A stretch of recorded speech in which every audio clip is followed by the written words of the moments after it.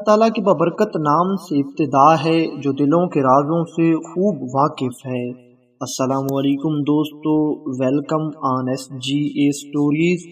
दोस्तों, सही बुखारी की हदीस नंबर 3849 है, जिसका मफहूम है कि हज़रत अम्र बिन मैमून ने बयान किया कि मैंने ज़माना जहलियत में एक बंदरिया देखी।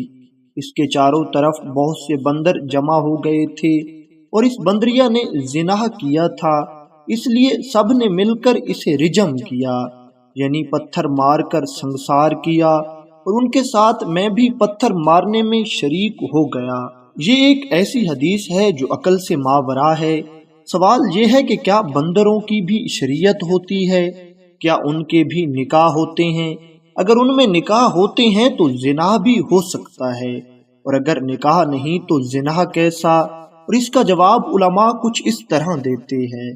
पहली बात, रिवायत मज़कूरा ना तो हदीस रसूल है और ना ही असर सहाबी। याद रखिए कि असर सहाबी सहाबी रसूल के कौलो फेल को कहते हैं, बल्कि ये एक ताबई का कौल है, वो भी उनके इस्लाम लाने से पहले के मुशाहदे के बारे में है। जैसा कि रिवायत के अल्फाज से वाज़े है, हज़रत अम्र बिन मैमून ने क़ब्ल इस्लाम का ज़माना पाया और फिर इस्लाम कबूल कर लिया, लेकिन नबी करीम सल्लल्लाहु अलैहि वसल्लम से मुलाकात न कर सके, लिहाजा आप ताबई हैं। जैसा कि हाफिज इब्ने हजर रहमतुल्लाह अलैह ने तकरीबुत तहज़ीब में जिक्र किया है, तो ये किस्सा किसी भी तरह से हदीस पर तान का मूजिब नहीं। जैसा कि हदीस के मुनकिर हदीस पर तान करने के लिए इस हदीस को पकड़ते हैं, और हज़रत इमाम बुखारी रहमतुल्लाह अलैह ने इस वाक़ये का जिक्र हज़रत अम्र बिन मैमून को मुखज़रिम साबित करने के लिए किया, ना कि इस वाक़ये का जिक्र हैवान को मुकल्लिफ ठहराने के लिए या रिजम की सज़ा साबित करने के लिए किया।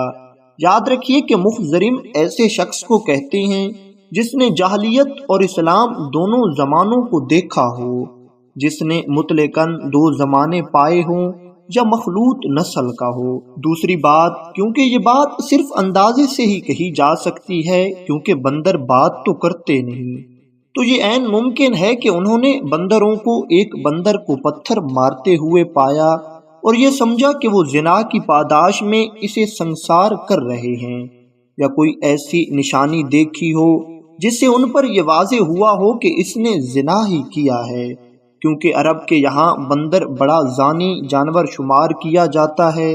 तीसरी बात, यह भी मुमकिन है कि वो बंदरों की शक्ल में जिन थे, जैसा कि हाफिज इब्ने अब्दुल बर के कौल से मालूम होता है कि ये बंदर नहीं थे बल्कि बंदर की शक्ल में जिन थे, क्योंकि जिन भी शरीयत के मुकल्लिफ हैं।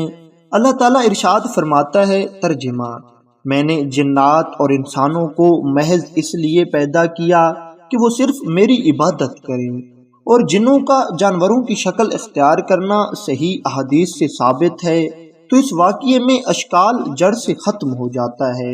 हज़रत अबू साहिब कहते हैं कि मैं हज़रत अबू सईद खुदरी रज़ी अल्लाह ताला अन्हु के पास आया।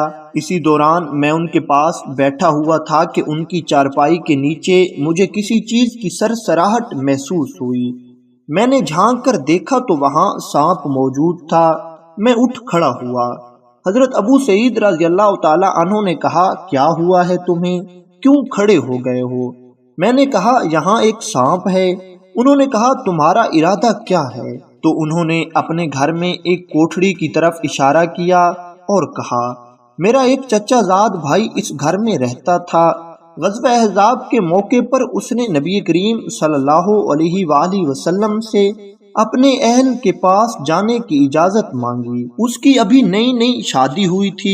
नबी करीम सल्लल्लाहु अलैहि वसल्लम ने उसे इजाजत दे दी और हुक्म दिया कि वो अपने हथियार के साथ जाए। वो अपने घर आया तो अपनी बीवी को कमरे के दरवाजे पर खड़ा पाया, तो उसकी तरफ नेजा लहराया, चलो अंदर चलो, यहाँ कैसे खड़ी हो? बीवी ने कहा, जल्दी ना करो, पहले ये देखो कि किस चीज ने मुझे बाहर आने पर मजबूर किया। वो कमरे में दाखिल हुआ तो एक खौफनाक सांप देखा, तो उसे नेजा घोंप दिया और नेजे में चबोकर उसे बाहर ले आया। वो तड़प रहा था। حضرت ابو سعید کہتے ہیں تو میں نہیں جان سکا کہ کون پہلے مرا، آدمی یا سانپ۔ گویا چبھو کر باہر لانے کے دوران سانپ نے اسے ڈس لیا تھا۔ جب وہ سانپ جن تھا اور جنوں نے انتقاماً اس کا گلا گھونٹ دیا تھا، تو اس کی قوم کے لوگ نبی کریم صلی اللہ علیہ وآلہ وسلم کے پاس آئے اور آپ سے عرض کیا کہ اللہ تعالیٰ سے دعا فرمائیے کہ وہ ہمارے آدمی یعنی ساتھی کو لٹا دے، یعنی زندہ کر دے۔ آپ صلی اللہ علیہ وآلہ وسلم نے فرمایا اپنے آدمی کے لیے مغفرت کی دعا کرو، اب زندگی ملنے سے رہی۔ پھر آپ نے فرمایا مدینہ میں جنوں کی ایک جماعت مسلمان ہوئی ہے، تم ان میں سے جب کسی کو دیکھو یعنی سانپ وغیرہ یا کوئی موذی جانور تو انہیں 3 مرتبہ ڈراؤ کہ اب نہ نکلنا ورنہ مارے جاؤ گے۔ اس تنبیہ کے باوجود اگر وہ غائب نہ ہوں اور تمہیں اس کو مار ڈالنا ہی مناسب معلوم ہو تو 3 بار کی تنبیہ کے بعد اسے مار ڈالو۔ اس حدیث سے یہ ثابت ہوا کہ جنات جانوروں کی شکل میں حاضر ہو سکتے ہیں۔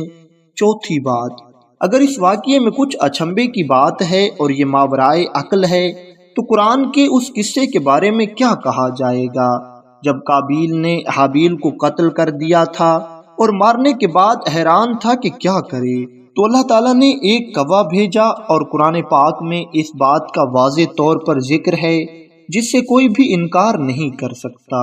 تو جس طرح اللہ تعالیٰ کی قدرت کا ایک نمونہ بغرض تعلیم و عبرت وجود میں آیا اور ایک کوے نے دوسرے کو دفن کیا، تو ہو سکتا ہے اسی طرح ایک تابعی کے دل میں اسلام کی خوبی ڈالنے کے لیے ان کے مشاہدے میں یہ واقعہ لایا گیا۔ 5ویں بات، جانوروں میں بھی غیرت پائی جاتی ہے اور وہ ایک دوسرے پر اس لیے حملہ آور بھی ہوتے ہیں۔